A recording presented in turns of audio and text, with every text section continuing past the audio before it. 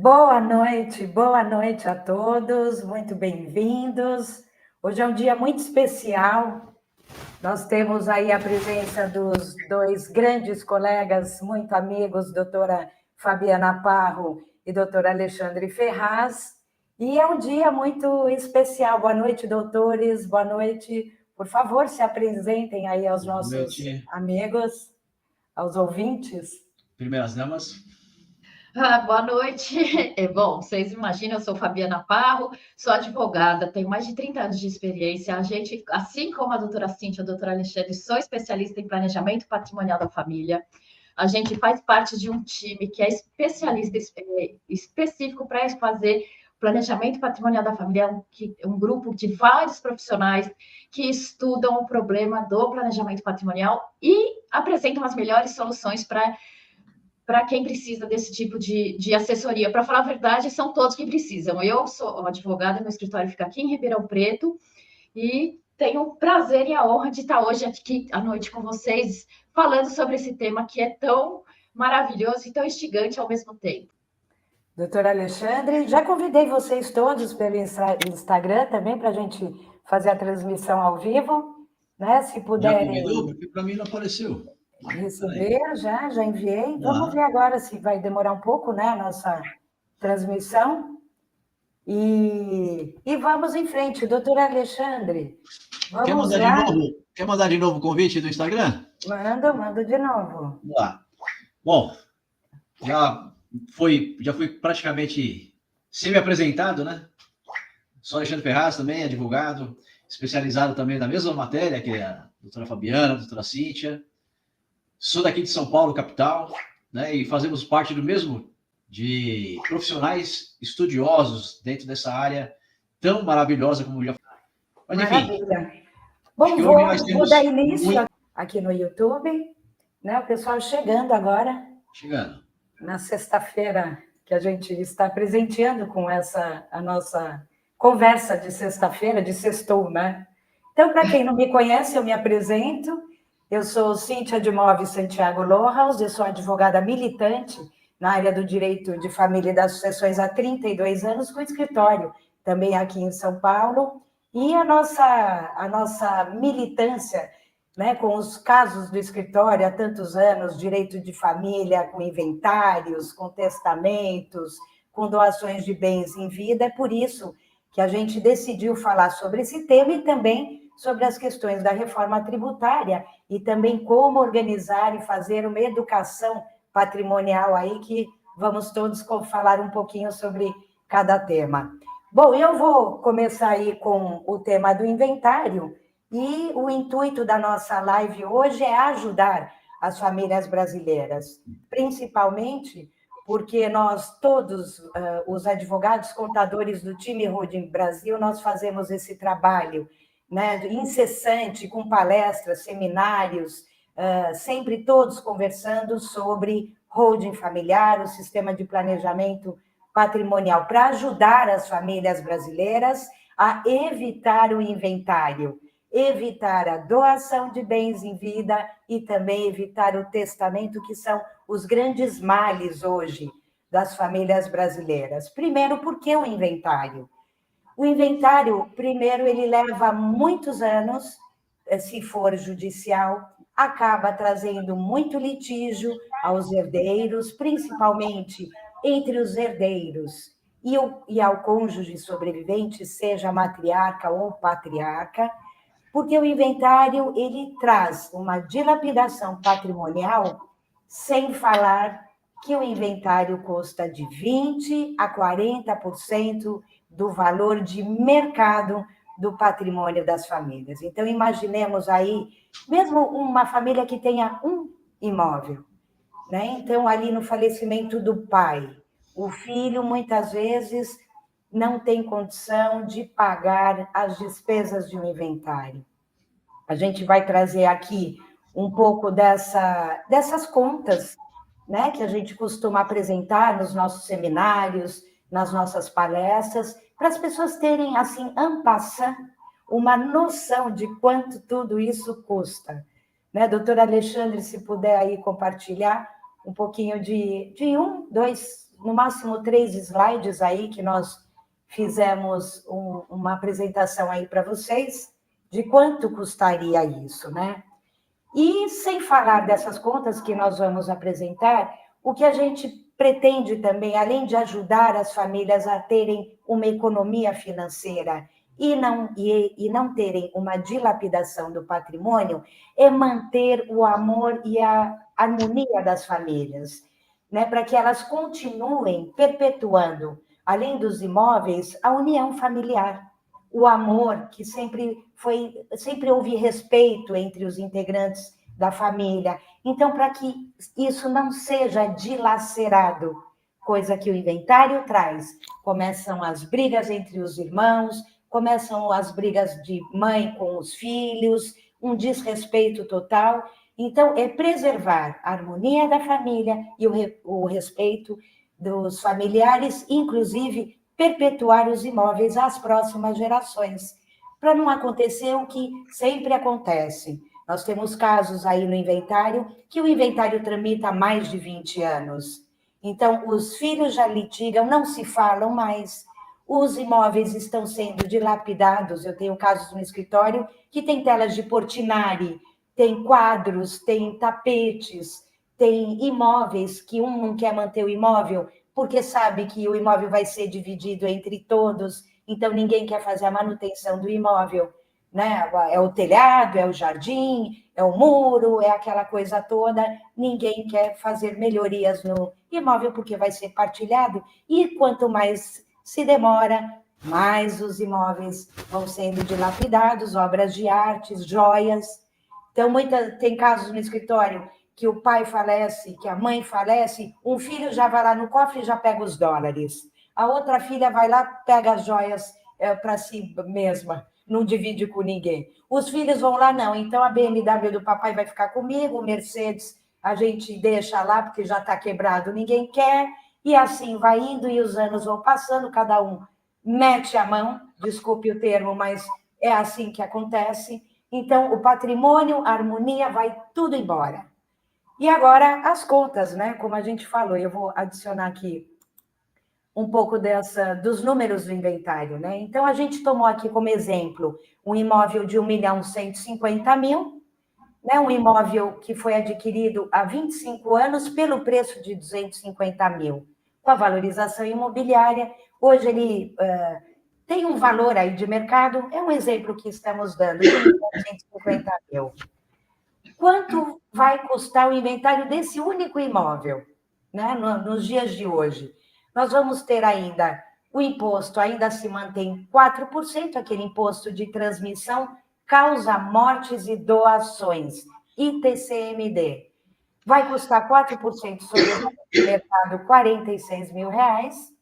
Depois teremos honorários de advogado, que são 6%, que é a nossa tabela da OAB, e a gente não pode cobrar um valor inferior, porque existe uma punição para os advogados, não pode, é uma infração ao Código de Ética.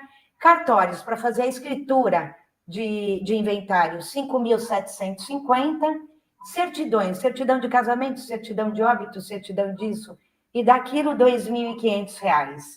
E para poder passar o imóvel em nome do herdeiro, porque se você não registra em próprio nome, sendo herdeiro, você não vai ser dono. Então, são 5.750. Totalizando, temos aí R$129.000 que o herdeiro vai ter em cash para poder passar o imóvel que ele já tem direito à herança em próprio nome. Será que o filho, o herdeiro, terá esse valor em cash? Porque cartório não parcela, certidões não se parcelam.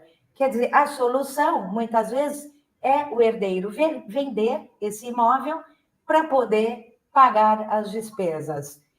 Vai vender para um investidor, ou seja, vai vender por um valor mais barato, mais em conta, com sempre 20% a menos. Então, imóvel de 1.150.000, o menino ou o herdeiro vai receber só 920.000. Quer dizer, vai ter ainda que pagar o ganho de capital para o imposto de renda, 15%, ou seja, o herdeiro vai receber Ah lá, vamos voltar às contas. O imposto, que ainda são 4%, ano que vem vai duplicar isso, R$ 46.000, honorário 69, cartório 5.750, certidões 2.500, registro de imóveis 5.750, totalizando 129 mil, mais o ganho de capital, 100.500 que vai ter que pagar para o imposto de renda, total de gastos 229 mil, 230 mil reais. Quer dizer, é uma fortuna.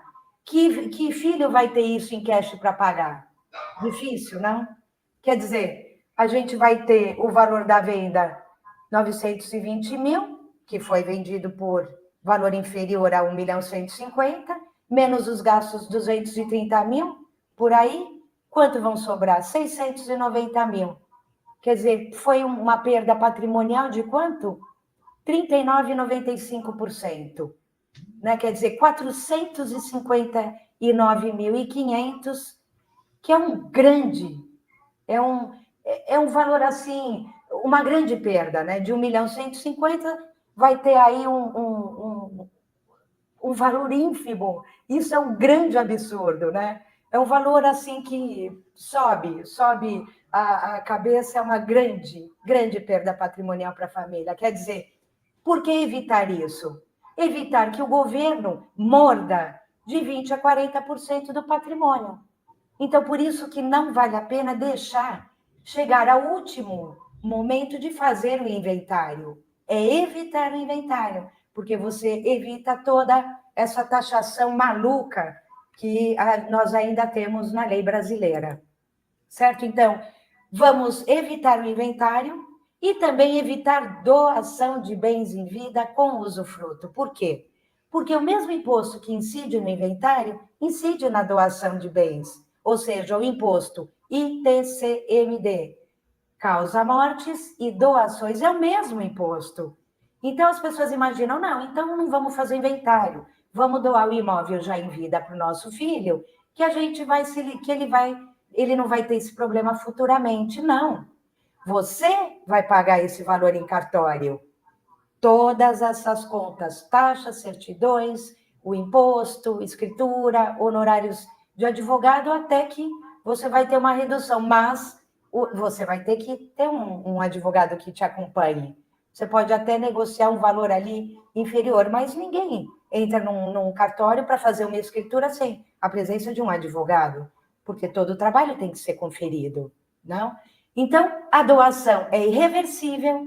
Se você doar para o seu filho, é uma situação que não dá para reverter. E outra, você perde totalmente o controle sobre o bem. Amanhã aparece como um caso que tivemos no escritório, e eu acredito que nossos colegas também. Chega o patriarca, que tem só o usufruto. Amanhã ele quer vender, o filho fala, não, pai, eu não acho conveniente, ou não acho que é o melhor momento para vender o imóvel. Filho não tem que achar nada, não é mesmo? Porque foi o pai que comprou. Mas, na verdade, ele acaba interferindo na venda, fala, não, eu não acho um bom negócio vender, porque o valor está muito inferior ao do mercado. Quer dizer, o patriarca quer vender para comprar um sítio, o filho fala não. E se o filho for casado?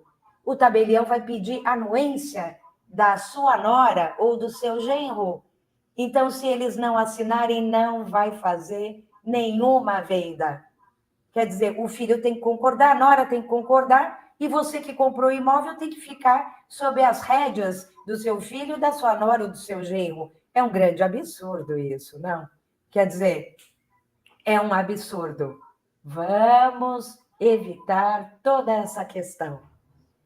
Doação, inventário, porque existem formas muito mais eficazes, que é o planejamento patrimonial da família, por meio do sistema de holding familiar. A doutora Fabiana vai evoluir aí com esse tema, e agora chamo primeiro o doutor Alexandre Ferraz, que vai falar sobre a reforma tributária, não? Vamos lá, doutor. Vamos tentar, então, né? Já que a gente fala tanto. Para falar sobre a reforma tributária, acho que todo mundo já está ouvindo falar. Bom, primeiramente, deixa eu me apresentar, né? Apresentei no início lá, mas teve aquele acerto, aquele ajuste fino de telas aqui, né? Então, eu sou Alexandre Ferraz, advogado, especializado, assim como as colegas, doutora Cíntia, doutora Fabiana, em planejamento patrimonial da família, com esse sistema de holding familiar. O meu escritório é aqui em São Paulo, né, capital, assim como da doutora Cíntia, e depois a doutora Fabiana vai dizer o escritório dela onde fica. Então vamos lá. Falando de reforma tributária, desde quando? Desde sempre a gente vem comentando, né, mas com muito mais ênfase, de 2019, 2020 para cá, que começaram a cogitar com relação à reforma tributária, que era uma coisa que toda vez se comentava, mas nunca ia para frente, né? Com o advento da pandemia, em 2020, começou a tomar um pouco mais de corpo. Para só então, em 2021, aí sim eles arregaçarem as mangas e começarem a articular essa reforma tributária. Para então chegar no final do ano passado, né? E a gente vem comentando nas mídias sociais, aí nas redes sociais, os perigos e os danos que a reforma tributária traria para o sistema de planejamento patrimonial da família. Porque, se o pessoal não se lembra, muito se falou e muito foi debatido, muito discutido, a questão dos impostos de o ICMS e o ISS, que são os dois maiores impostos. Na verdade, são três, né? Os três maiores impostos que arrecadam muito dinheiro no Brasil é o Imposto de Renda, que é da União, o ICMS, são dos estados, e o ISS, que são dos municípios. Então, muito se falou. Só que no Imposto de Renda, ninguém mexeu. Só mexeram com o ICMS e o ISS, que vai passar agora a foi aprovado, então, no final do ano passado, né, no dia 20 de dezembro de 2023, no apagar das luzes do Congresso Nacional, aprovaram, então, a reforma tributária, a emenda constitucional 132, né, que alterou vários dispositivos da Constituição, principalmente com essa questão de arrecadação desses grandes impostos, que, para quem não sabe, como eu disse, o ICMS dos estados e o ISS dos municípios é a galinha dos ovos de ouro. Ou era, né? A galinha dos ovos de ouro. Porque agora, quem vai tomar conta dessa galinha agora é a União. A União vai arrecadar tudo agora. Tudo vai se concentrar no poder da União. Os estados e os municípios vão receber o repasse. Então, enfim, muito foi se discutido e implementaram lá o tal do Imposto sobre Bens e Serviços. Só que tem um imposto que não se falava muito, só nós que trabalhamos com isso, que é o ITCMD, o Imposto de Transmissão, Causa, Morte e Doação. Que, na verdade, ele nem constava no texto constitucional. Ele é o verdadeiro jabuti que a gente fala no jargão jurídico, que é aquele que é enfiado goela abaixo lá, ele é introduzido no texto da PEC, né? Porque ninguém está falando nada mesmo, mas vai colocar lá, se passar, passou. E ele passou, né? Então, como outros, uma das formas, né, que a emenda constitucional veio para amenizar a dor dos estados, eu não vou falar dos municípios, porque não é o nosso caso, mas são os estados. Porque o ITCMD ele é um imposto estadual, assim como o ICMS. Então, para suprir a necessidade do ICMS, para tentar suprir, teve uma outra alteração no texto constitucional também, no IPVA, que é um imposto também de competência dos estados, né, que é o imposto sobre propriedade de veículos automotores. Então, o que foi acrescentado agora no IPVA? Que o IPVA agora também vai incidir em aeronaves e embarcações. Só que vamos fazer as contas, tem muito menos aeronaves e embarcações do que pessoas consumindo. Então, essa forma de querer amenizar a dor da falta do ICMS, a conta não fecha. A conta não fecha, porque a maior fonte de renda é o ICMS. Então, para diminuir essa dor dos estados, colocaram esse jabuti, que é o ITCMD. E, na verdade, o ITCMD já está lá previsto, já também há muito tempo, e que é de competência para regulamentar isso, para se aumenta esse sendo dos estados. Mas qual foi a alteração significativa lá na reforma tributária? É que agora todos os estados são obrigados a cobrar de forma progressiva. Então, como já existia essa permissão, mas não no texto constitucional. Era uma permissão legal de uma decisão do Supremo, na época, que os estados já poderiam cobrar de forma progressiva. como era mais de 15 estados já no Brasil, para ser mais exato, 19 estados, cobra assim, dessa forma progressiva, exceção de 8, tá? São 8 estados. Vou citar aqui, o pessoal mais próximo aqui: São Paulo, Minas Gerais, Espírito Santo, Paraná, alguns outros estados do norte do Brasil, no Amazonas. Então, esses estados, eles sempre cobraram de uma forma linear, né? Uma faixa única, uma alíquota única.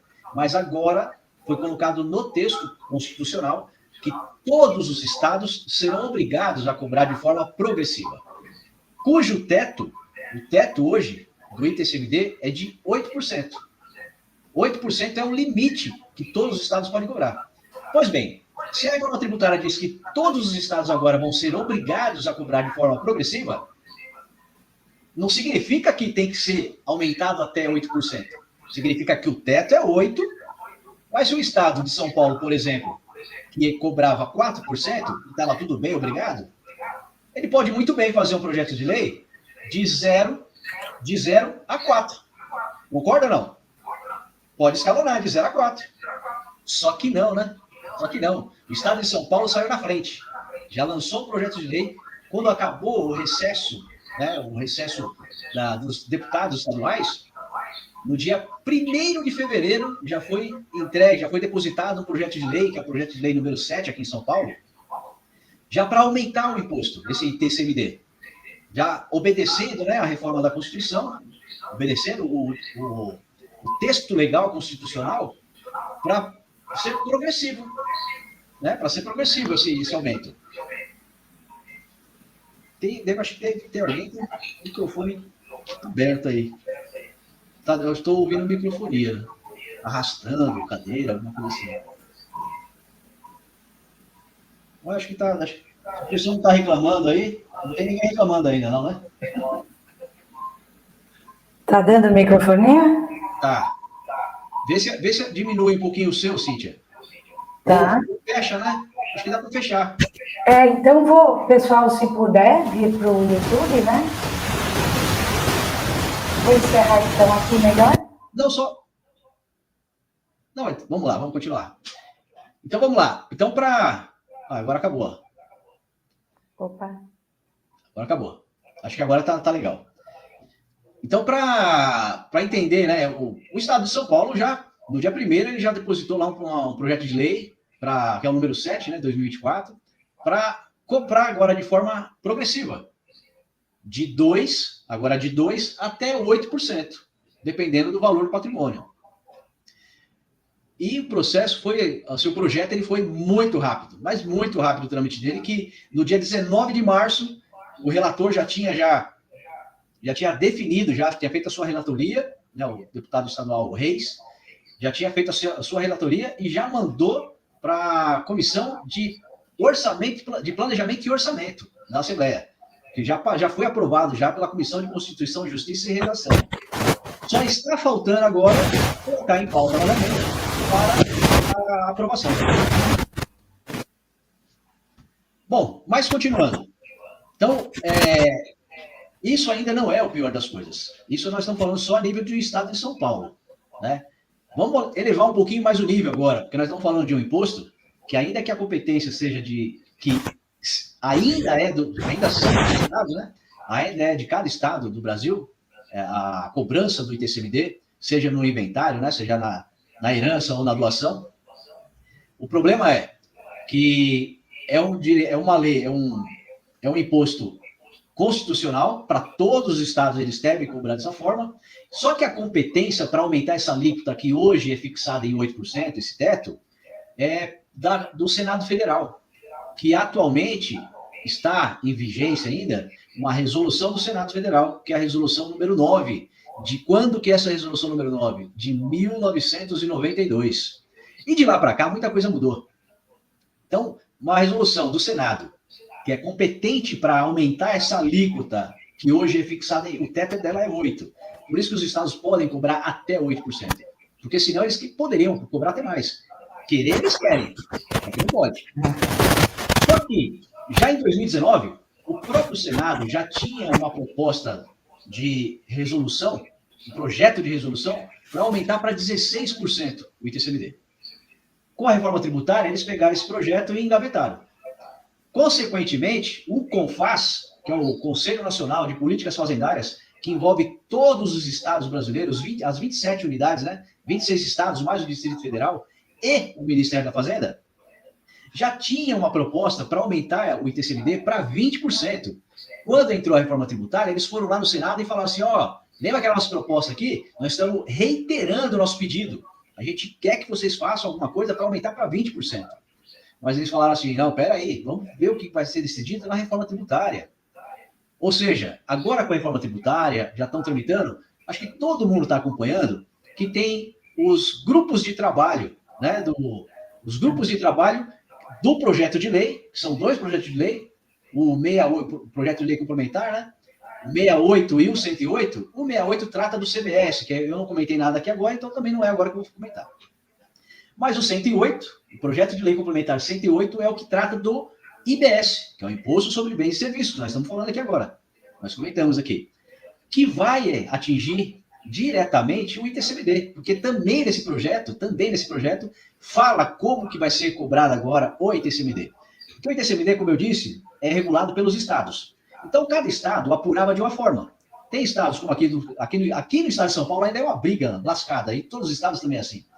Porque quando a pessoa tem o seu bem submetido, né, a um processo de inventário, em regra, é um valor de mercado. Alguns aceitam o valor venal, aquilo que está declarado no IPTU do imóvel, outros aquilo que está na declaração de imposto de renda, mas é uma briga, porque o Estado ele quer arrecadar mais. E o que for maior valor é o que o Estado vai querer. Agora, nesse projeto de lei, já está dizendo, literalmente, vai ser pelo valor de mercado para todos os estados. Acabou esse negócio de, um estado cobra de um jeito, outro estado cobra de outro, fica aquela briga, vai chegar, tem que entrar com ação judicial, até discutir para chegar no Supremo. Não, acabou. Pacificou, agora todo o ITCMD vai ser cobrado sobre o valor de mercado. Ponto. Aí, dentro desse grupo de trabalho, que agora vai criar também, dentro desse projeto, cria-se, então, um comitê gestor, né? O comitê gestor do IBS, que é aquele que vai arrecadar toda essa fortuna, né? Todos esses ovos que as galinhas vão colocar agora só no galinheiro da União, né? Esses ovos de ouro, para poder distribuir agora um pouquinho para o Estado, um pouquinho para o município. Obviamente que tem os percentuais lá, mas mesmo assim ainda vai continuar um saldo deficitário. E aí esse grupo de trabalho, quem faz parte desse comitê agora? Quem faz parte? O próprio CONFAZ. E o que eles fizeram então? Fizeram um novo estudo, que antes eles tinham, eu falei para vocês, que antes eles propunham, né, pediram para o Senado para aumentar para 20%, fizeram um novo estudo e apresentaram uma nova proposta para aumentar agora para quanto? Para 21% o ITCMD. E aí eu te pergunto, vocês acham que vai ser aprovado ou não? Não tem fim, né? Eles querem morder bem. O impacto da reforma tributária com relação ao planejamento patrimonial vai ser muito grande. Vai ser muito grande. Ainda assim, com o planejamento, é muito melhor do que deixar o patrimônio se esvairir aí por um processo de inventário, ou mesmo fazendo a doação, ainda é muito prejudicial, é muito caro. E vai ficar mais caro ainda. Mais caro ainda. É isso. Eu acho que consegui, o ano que vem vai ser rapidamente aí, um pouquinho demorado, mas porque é muita informação para falar sobre reforma tributária, mas o impacto é isso diretamente, que vai aumentar. A gente não sabe exatamente a data, mas que vai aumentar, porque já está todo mundo em conluio. Porque se vocês... Eu vou colocar mais um detalhe. Posso me prolongar mais um minutinho aqui? Por favor. Esse projeto de lei complementar, 108, quem quiser pode procurar lá na Câmara dos Deputados, lá. Projeto de lei complementar número 108, PLP 108. Ele tem 197 artigos, dos quais 156 artigos, olha só, 156 artigos é só para falar desse comitê gestor do IBS. Ou seja, para montar mais um cabidão de emprego. É muita gente envolvida. Por quê? Porque é muito dinheiro. É muito imposto que eles vão recolher. Mas é muito imposto.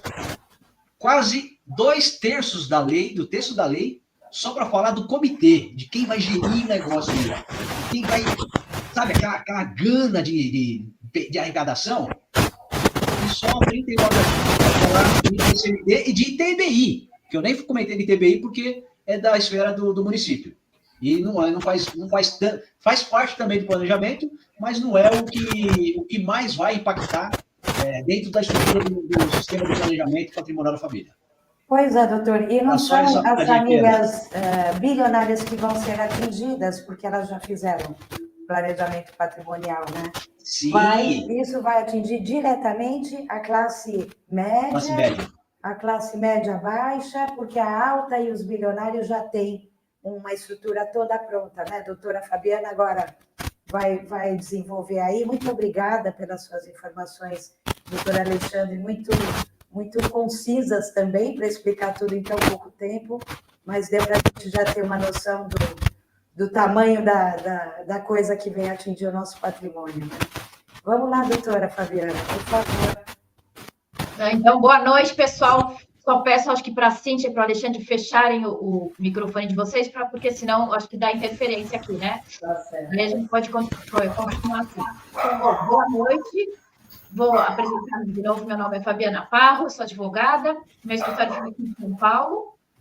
E me coube a grata... meu objetivo aqui é encerrar com chave de ouro essa apresentação. Por quê?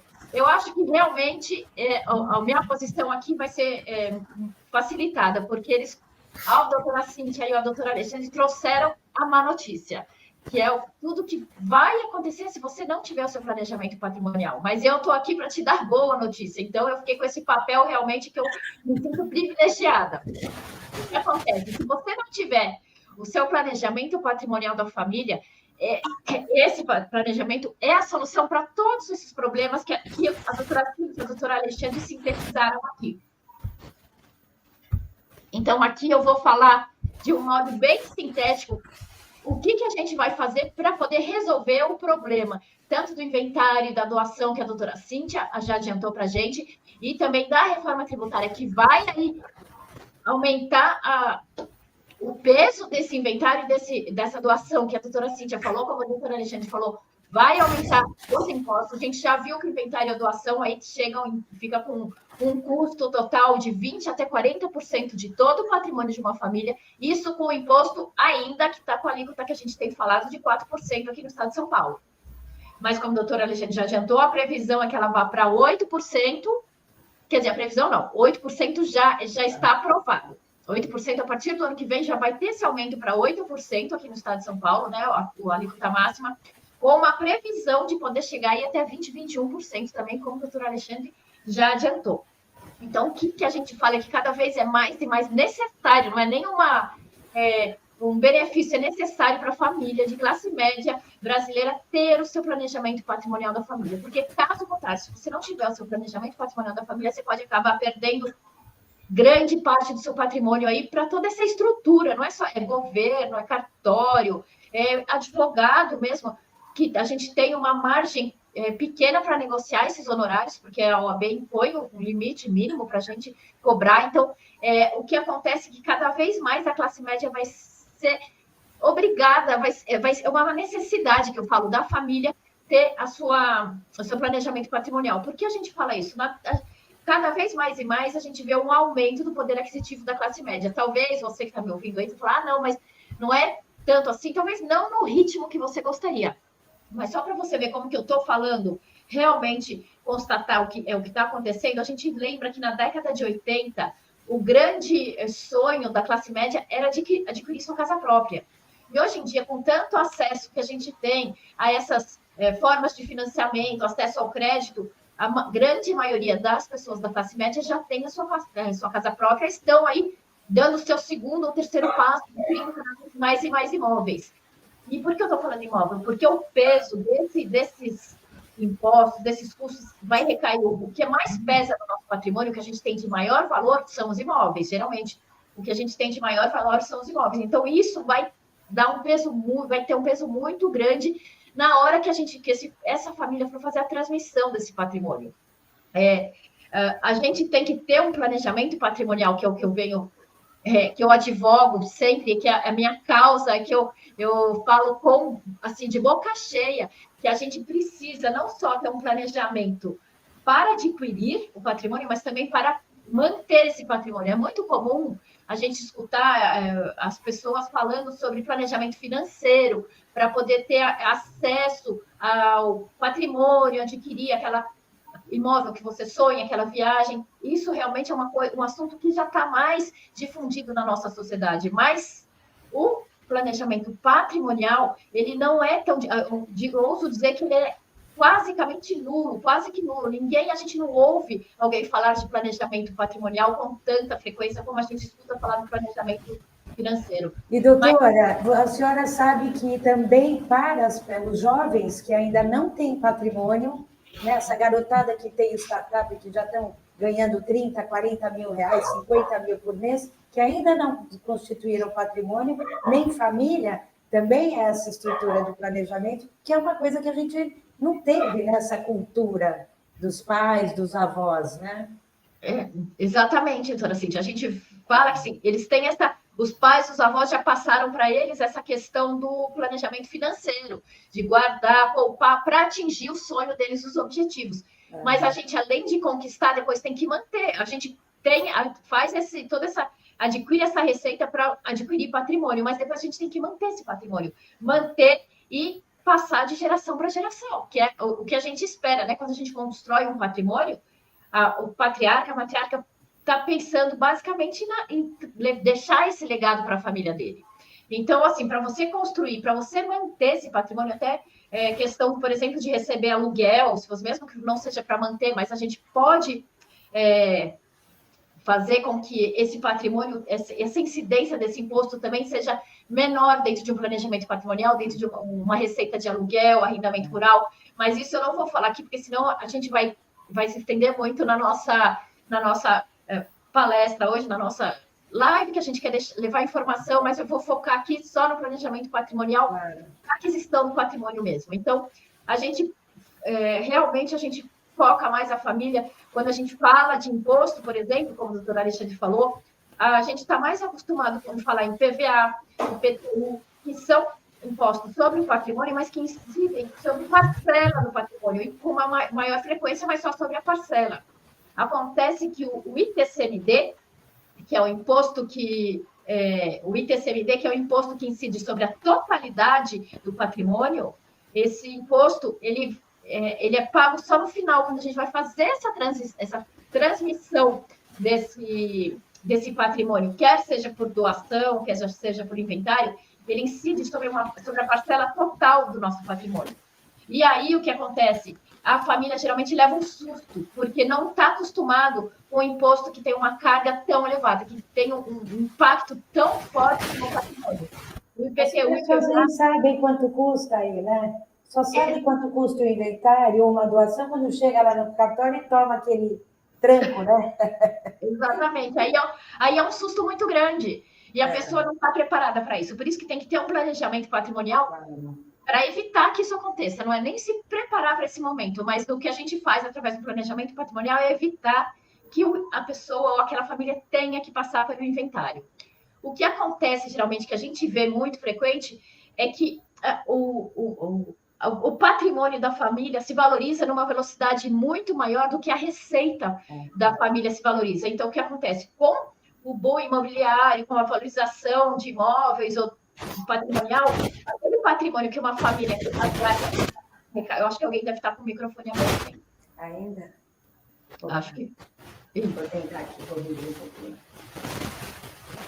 Então, quando aquela família passou uma vida inteira produzindo, arrecadando seu patrimônio para chegar no final e transmitir esse patrimônio, imagina só, se você teve uma vida inteira para arrecadar esse patrimônio e na hora de transmitir vai ser feito os custos vão incidir de uma vez só. O custo é mais pesado que esses impostos que incidem sobre só a parcela do patrimônio, vai incidir de uma vez só sobre o total do patrimônio. Isso é um peso muito grande. E, geralmente, quando a gente está numa fase da vida que a gente já acumulou um patrimônio, que a gente já tem uma certa estabilidade patrimonial, acontece que a nossa capacidade produtiva está numa decrescente. Quer dizer, no momento que a gente menos tem capacidade de gerar receita, é a hora que a gente vai ser cobrado, é a hora que a gente vai sentir o maior peso dessa necessidade de transmissão do patrimônio. E já para facilitar muito antes, né, de passar por tudo isso, agora em vida as pessoas já têm condição de fazer de uma forma muito mais econômica, reduzida, né? Exatamente. Para chegar a esse ponto. Como você trouxe até, Cíntia, no seu exemplo, quando chega nesse momento, muitas vezes a família tem que acabar vendendo um imóvel, quer dizer, o patrimônio, para poder arcar com esses custos. O que acontece? A família rebaixa, ela... Ai, desculpa, eu estou com um problema na garganta. Imagina. A família perde grandes valores, que chega até a ser o valor de um imóvel, né? Exatamente, ela tem um decréscimo no seu patrimônio, que ela tem que vender aquele patrimônio para arcar com os custos de transmissão daquele patrimônio para a próxima geração. E o que o planejamento patrimonial vem aqui oferecer para essas famílias é justamente uma solução para você evitar tanto o inventário quanto a doação de bens em vida, que é através de um sistema de holding familiar, que proporciona aí uma economia de até 90% em relação ao inventário e à doação. Então, tem um mito que a holding familiar é só para bilionários, é para pessoas muito ricas, mas eu costumo dizer que 90% em cima de milhões, milhares ou bilhões são 90%. Quer dizer, os ricos vão economizar 90% em cima dos bilhões que eles têm, os milionários em cima dos milhões e a classe média em cima das milhares que eles possuem. É a melhor alternativa que a gente tem, por enquanto, e a mais moderna no nosso sistema jurídico, para que as famílias não tenham que passar por esse problema, que é um pesadelo que a gente fala, desse processo do inventário.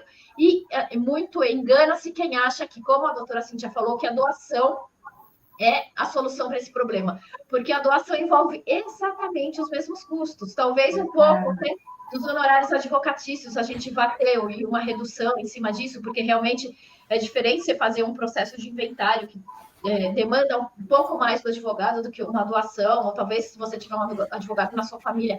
Mas... Fabiana, tem outra coisa, as pessoas que já têm empresas na família, por exemplo, tem famílias que têm rede de supermercado, ou farmácia, ou clínicas, ou consultórios dentários, quer dizer, já tem uma atividade empresarial aí.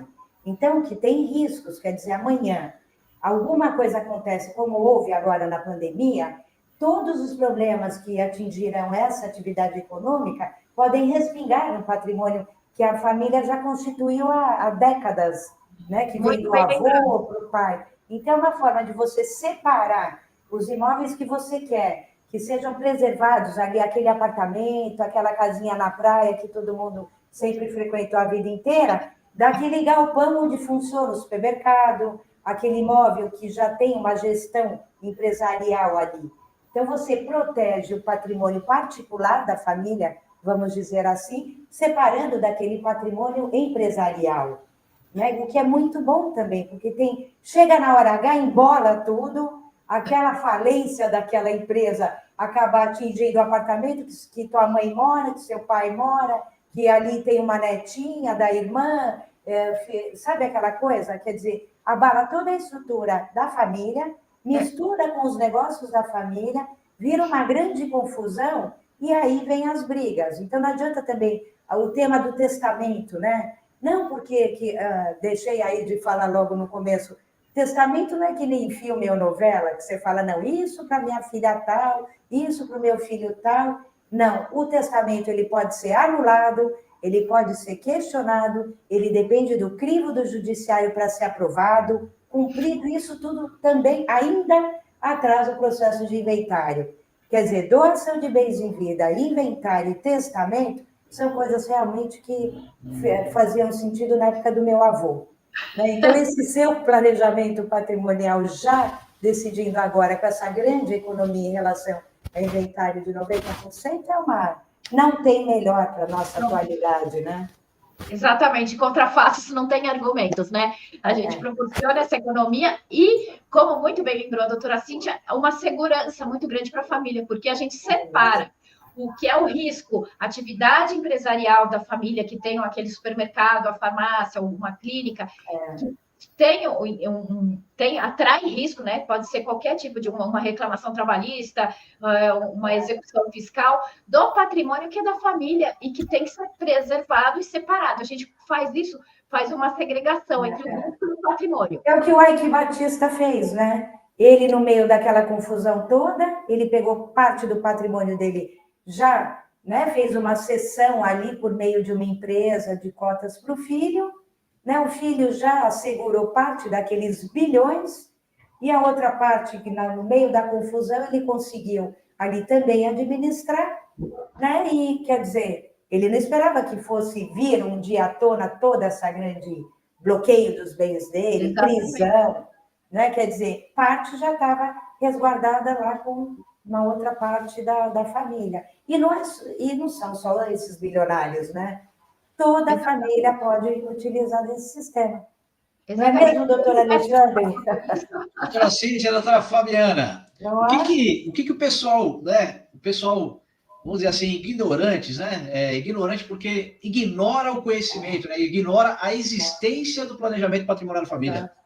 Me veio aqui, inclusive, algo que eles, né, esses ignorantes, por desconhecerem que existe esse sistema que protege o patrimônio deles, protege a família, né? Protege o futuro das gerações dele, né?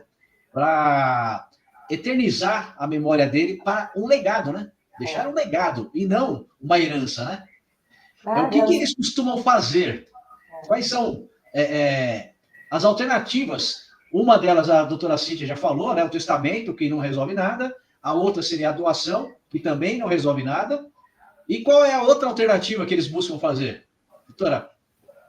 A outra alternativa é fazer um planejamento patrimonial por meio do sistema de holding. O ignorante. Não funciona. Uma outra alternativa, testamento, doação. O inventário. Seguro de vida. O inventário, seguro de vida. Seguro de vida. Por que me veio na cabeça isso aí agora? Porque o seguro de vida, ele é ok. Eu não sou contra o seguro de vida. Eu sou até a favor. Eu mesmo tenho. Mas o seguro de vida é pensando no quê? No futuro da minha família. Para que eles não tenham problema nenhum. Mas o seguro de vida não é com a finalidade de pagar o inventário. Esse é o mal. E na reforma tributária, tem a questão do VGBL, PGBL, né? Que muita gente fala assim, VGBL também não vai pagar nada, que é a mesma coisa com seguro, uma previdência e tal. Só que não, né? Com essa reforma tributária, o projeto de lei complementar 108 já colocou o dedinho lá, falou assim, não, vocês vão pagar sim. Quem tiver um plano de previdência, um VGBL, um PGBL aí, com menos de 5 anos, pensando no planejamento, né, patrimonial, para se esquivar do inventário ou de imposto de renda, vai pagar o ITCMD. Vai pagar o ITCMD também. Eles querem arrecadar de todos os lados. Também não é a solução para o planejamento patrimonial da família. É ok? Pensando em você dar algo mais, você dar um up para sua família com o seguro de vida, mas não pagar o seguro de vida com a finalidade de pagar despesas de inventário. Isso não é isso. Doutores, eu acho que a melhor opção agora para todas as famílias brasileiras é fazer planejamento patrimonial, né? Já perpetuar os imóveis aos filhos, netos, já ficar numa condição de sossego também, os riscos, né, que possam vir de todos os lados, né? Ou da própria atividade empresarial, ou o governo, né, que está impingindo essa grande porcentagem sobre o nosso patrimônio, né? Eu acho que a coisa mais ideal para as famílias brasileiras, né? O tempo urge agora, né? Exatamente, o que eu queria falar. Então, quem está escutando a gente quer saber como que eu faço o meu planejamento patrimonial da família. Primeira coisa, procura um profissional especializado no assunto, porque se você procurar um profissional que não atua nessa área... Não é de qualquer forma que é feito, né? Por exemplo, se você for uma pessoa jurídica ou uma pessoa física que não tem... Bem na hora que a doutora ia falar... Voltou, mas cortou bem na hora que a doutora ia falar sobre procure o profissional da área. Aí cortou. Então, vamos voltar. Vocês procurem um profissional da área, porque se esse profissional que você for procurar não atuar especificamente no planejamento patrimonial da família, ele pode acabar gerando mais prejuízo do que vantagens financeiras para a sua família.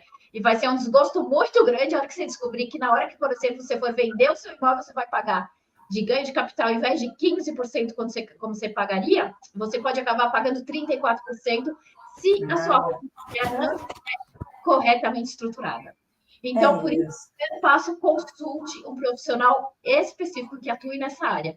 Segundo passo, a gente tem que fazer, primeiro que a gente fala, uma sessão de viabilidade, que é escutar quais são os objetivos dessa família, qual a formação pessoal, patrimonial, para poder, aí sim, estruturar essa holding para você da melhor forma que atinge os objetivos que aquela família está procurando.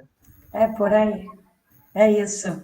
Eu acho que o nosso recado, a nossa missão agora, né? Nossa missão já foi externada, a gente já fez aí um trabalho de informar. Primeiro, as pessoas precisam se informar sobre o que está acontecendo e o que pode acontecer com o próprio patrimônio.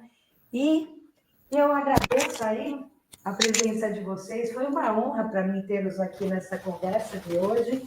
Espero que nós possamos, nas próximas semanas, novamente, né, estarmos juntos e fazer mais um episódio 2, com mais detalhes de como fazer esse planejamento patrimonial, né? Quais são as estratégias, as formas da gente evoluir no nosso tema, né? Mais afinco também.